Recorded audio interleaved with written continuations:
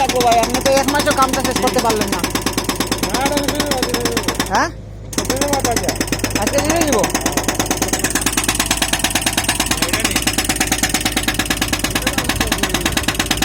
শক্ত বেশি দেখছেন, কি শক্ত, প্রচুর শক্ত। এইগুলা দাঁত দিয়ে ভাঙ্গা যাইতেছে না, এরপরে মানে বেলচা দিয়ে আপনি কেমনে ভাঙবেন? আমাদের